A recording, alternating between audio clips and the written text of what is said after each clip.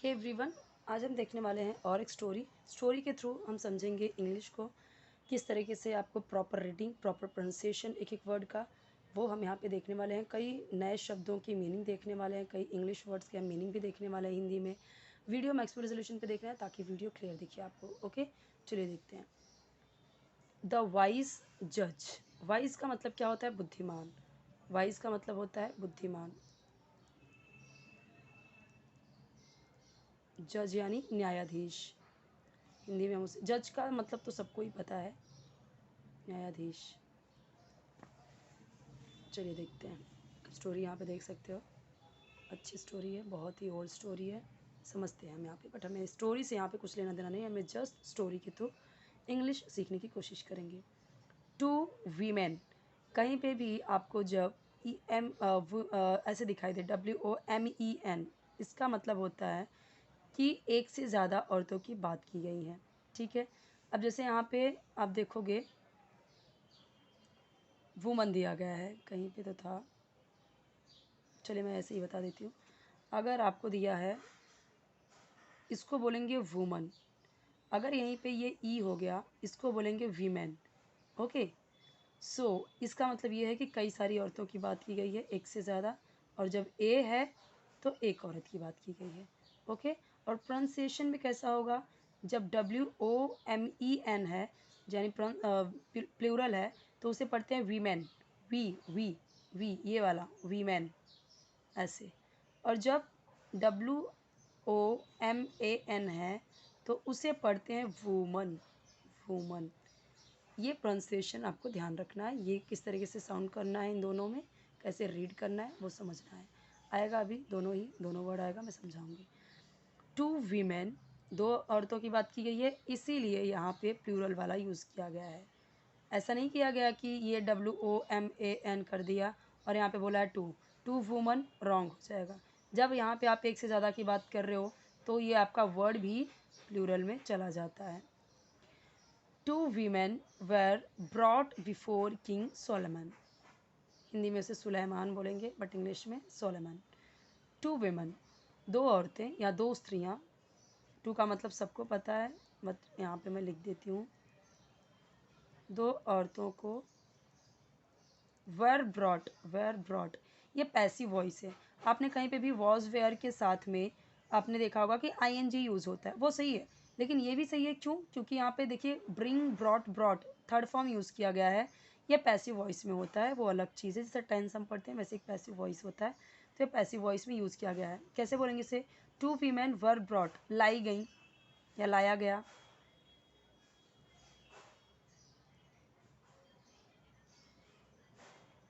गया। Before king, before यहाँ पे यूज़ होगा सामने। बिफोर का मतलब होता है पहले, लेकिन बिफोर किंग सोलोमन यहाँ पे यानी कि उसके सामने लाया गया। किंग, राजा, सोलोमन, सोलेमन, सोलेमन। ठीक है, दो औरतों को राजा सोलोमन के सामने लाया गया। Both these women had a quarrel over a single baby. ये दोनों औरतें या इन दोनों औरतें, दोनों, बोथ का मतलब होता है दोनों। वीमेन हैड अ क्वारल यानी कि ये इनका झगड़ा था, वीमेन औरतों का।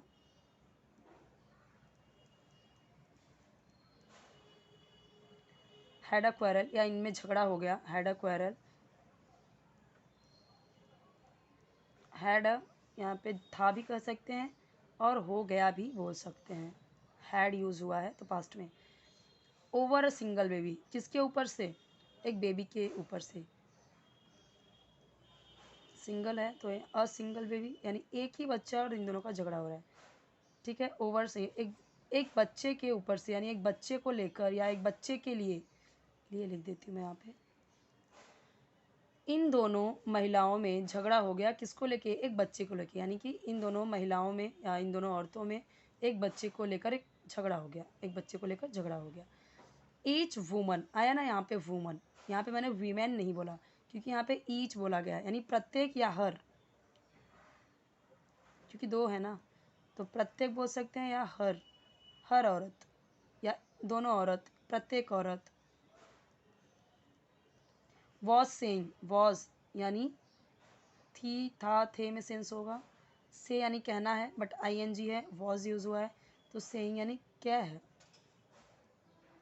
रही थी। दोनों औरतें कह रही थी या प्रत्येक औरत कह रही थी, प्रत्येक औरत कह रही थी दैट कि शी वॉज वह थी, द बेबीज बच्चे की, ये अपोस्ट्रॉफी एस है तो काके की में सेंस बनता है कि माँ। ईच वुमन हर औरत कह रही थी कि वह बच्चे की माँ थी। ठीक है। वन लेडी सेड, अब यहाँ पे देखो वुमन को ही लेडी भी बोला गया है। एक महिला ने कहा, लेडी को हम अक्सर महिला ही कहते हैं। महिला ने कहा, ओ किंग, हे राजा, I am the baby's mother. आई का हो जाएगा मैं, एम का हो जाएगा हूँ, द बेबीज बच्चे की माँ। इसकी वजह से हाँ ये जो एस है। एक लेडी ने कहा, O king, I am the baby's mother. Okay, ऐसे आप बोल सकते हो जैसे सिस्टर, जैसे मुझे बोलना हुआ आई एम द बेबी सिस्टर, उस बच्चे की मैं बहन हूँ।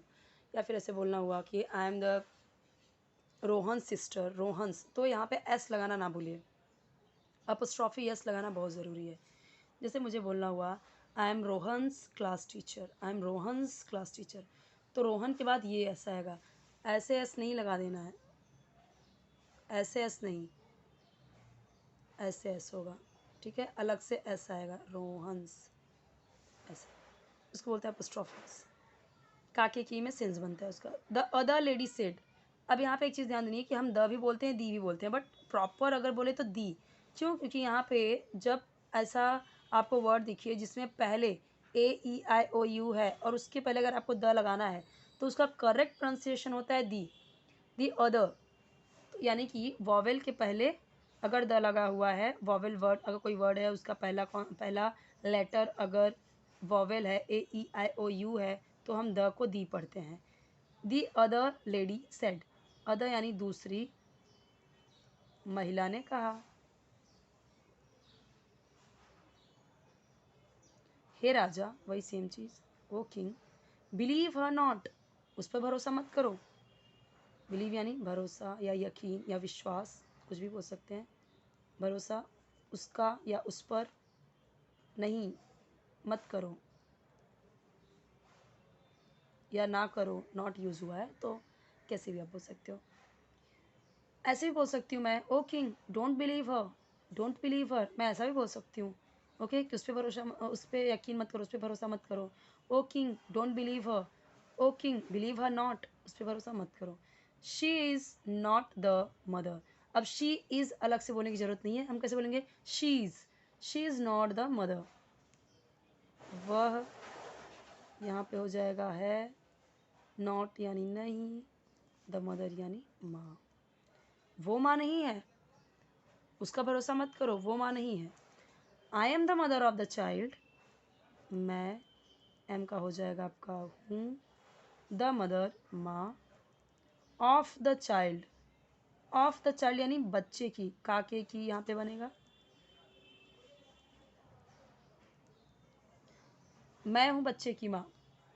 किंग सोलेमान वॉज कन्फ्यूज्ड, राजा सोलेमान वॉज था, ये मैंने यहाँ पे क्यों नहीं लिखा, क्योंकि वो सेम चीज़ है, सोलेमान उसका नाम और किंग यानी राजा, ये तो हमने बार बार देख लिया है। कन्फ्यूज्ड, कन्फ्यूज्ड यानी असमंजस में या भ्रमित, ये कन्फ्यूज़ तो सबको ही पता है इसका मतलब अरे मैं कन्फ्यूज़ हूँ, मैं कन्फ्यूज़ हो गई, मुझे नहीं पता चला। सो किंग सोलेमान वॉज कन्फ्यूज्ड, वो कैसा था, राजा सोलेमान कन्फ्यूज था। इंग्लिश में ही बोलिए, हिंदी में बोलने की ज़रूरत नहीं है क्योंकि हम समझ रहे हैं। ठीक है, क्योंकि यहाँ पे इंग्लिश सीख रहे हैं आप, तो आप ज़्यादातर आप वर्ड इंग्लिश में ही यूज़ करिए। आफ्टर डीप थाट, आफ्टर नहीं बोलना, यानी कि यहाँ पे र नहीं दिखाना, after deep thought, after, after यानी बाद, एक गहरी गहरी पहले, सोच या विचार, गहरी विचार, गहरी विचार के बाद या गहरे, हिंदी में बोले तो गहरे, यहाँ पे मैंने गहरी लिख दिया है, हिंदी में आप गहरे बोलेंगे ना ताकि प्रॉपर सेंटेंस बने। कैसे बोलेंगे? एक गहरे विचार के बाद, after a deep thought he said, उसने कहा। सेड का मतलब हमेशा कहा ही होगा, क्योंकि हमेशा सेड का मतलब कहा ही, रट्टा ही मार लीजिए आप तो ज़्यादा अच्छा है, क्योंकि वो पास्ट टेंस में है। ठीक है। Cut the baby into two and give one part two each mother. ठीक है। कट द बेबी, काट दो बच्चे को, इंटू टू, दो भाग में या दो टुकड़े में, and give, cut the baby, तो यहाँ पे मैं लिखती हूँ पूरा, बच्चे को काट दो।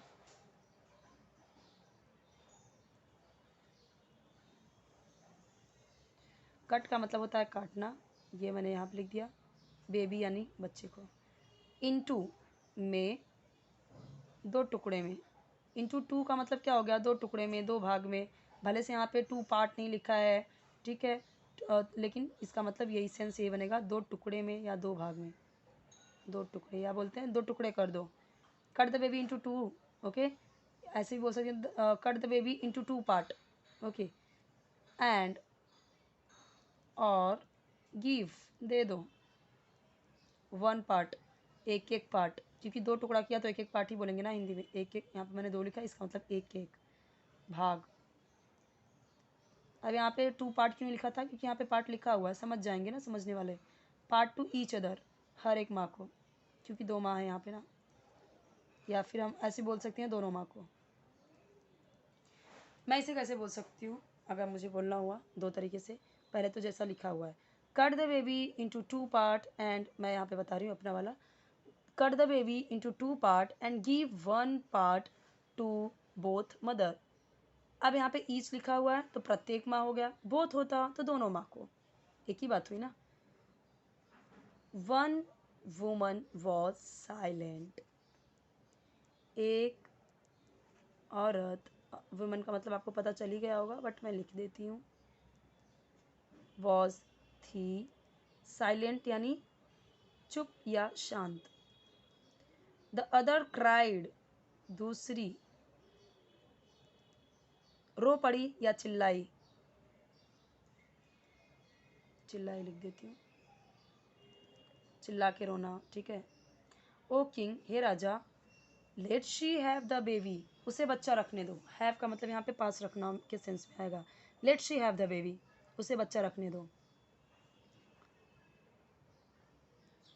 लेट का यूज़ हम जब करते हैं, जैसे मैंने बोला लेट मी कम, मुझे आने दो, तो कैसा सेंस बनाता है, करने दो, जाने दो, सोने दो, ठीक है, तो इस तरीके से सेंस बनता है। जैसे मैंने बोला लेट मी एक्सप्लेन, मुझे एक्सप्लेन करने दो, let me finish my words, मुझे मेरी बात को ख़त्म करने दो, लेट मी टेल यू, मुझे बताने दो, तो इस तरीके से लेट का यूज़ होता है। उसे बच्चा रखने दो, उसे, लेट शी, उसे रखने दो, बेबी यानी बच्चा, उसे बच्चा रखने दो, या उसका कहने का मतलब था उसी को दे दो बच्चा। Let the baby life, life यहाँ पे लाइफ का मतलब जीवित या जिंदा, लेट द बेबी बच्चे को, लेट द यहाँ पे क्या हो जाएगा, बच्चे को जीवित रहने दो। द किंग, राजा ने, गेव है, give gave given, give first form हो गया, गेव सेकेंड फॉर्म हो गया, गिवन थर्ड फॉर्म हो गया। ये प्रेजेंट इंफिनिटिव के साथ काम करेंगे जब सिंपल प्रेजेंट रहेगा, या आईएनजी रहेगा तब, गिविंग आईएनजी जब होगा, गेव हमेशा